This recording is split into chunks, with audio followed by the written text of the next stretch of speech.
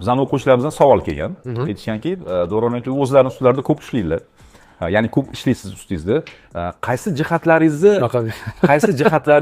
rivojlantirish uchun ko'proq harakat qilasiz? Ya'ni biza ham sotuvchi sifatida, bir o'quvchi sifatida qaysi jihatlarimizga ko'proq ahamiyat berishimiz kerak? Ya'ni siz ham balkim qaysidir nuqtalarda o'zingizga mentor olgan joylaringiz bormi? Qaysi tomonlarga ahamiyat berishimiz kerak? Shu tomondan tavsiyalaringiz. Menimcha muvaffaqiyat siri mana konkretniy hayotda ishlaydigan narsalardan gaplashadigan bo'lsak, moddiy hayot deyiladi.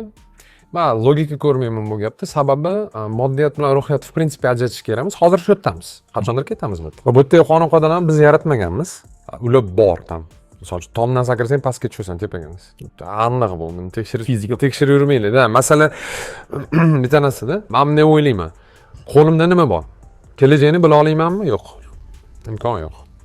Qachon o'lishimni bila olmaymanmi? Yo'q. O'limdan qochib qutula olmaymanmi? Yo'q, точно. Bu demak, bularni men вообще bu meni qo'limda emas. Bu masalani surpir. Endi nima qo'limda bor?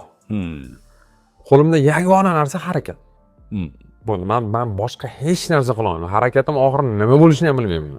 Qanaqadir garantiya ham yo'q-da o'z aslida. Sababini qilishim mumkin. Natijasini men уже taxminan bilishim mumkin, lekin bo'ladimi, bo'lmaydimi va hokazo.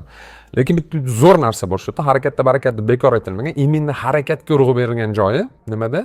Harakat har qancha qilsangiz bo'ladi-da. Bitta o'xshamas ikkita qilasiz.